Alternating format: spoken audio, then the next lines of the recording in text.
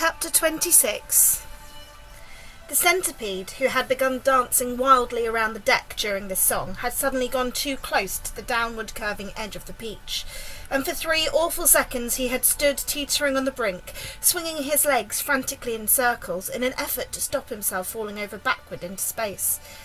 But before anyone could reach him, down he went. He gave a shriek of terror as he fell, and the others, rushing to the side, peering over, saw this poor body tumbling over and over through the air, getting smaller and smaller until it was out of sight. "Silkworm!" yelled James. "Quick, start spinning!" The silkworm sighed, for she was still very tired from spinning all that silk for the seagulls, but she did as she was told.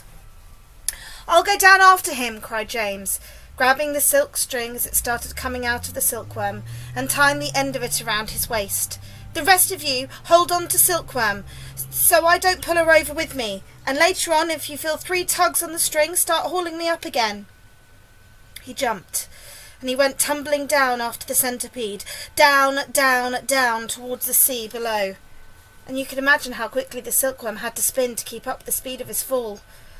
"We'll never see either of them again," cried the ladybird. Oh dear, just when we were all so happy too." Miss Spider, the glowworm, and the ladybird all began to cry. So did the earthworm. "I don't care a bit about the centipede," the earthworm sobbed, "but I really did love that little boy." Very softly the old green grasshopper started to play the funeral march on his violin, and by the time he'd finished, everyone, including himself, was in a flood of tears. Suddenly there came 3 sharp tugs on the rope. "Pull!" shouted the old green grasshopper. "Everybody get behind me and pull!" There was about a mile of string to be hauled in, but they all worked like mad, and at the end, over the side of the peach, there appeared a dripping wet James, with a dripping wet centipede, clinging to him tightly with all 42 of his legs. "He saved me!" gasped the centipede. "He swam around in the middle of the Atlantic Ocean until he found me."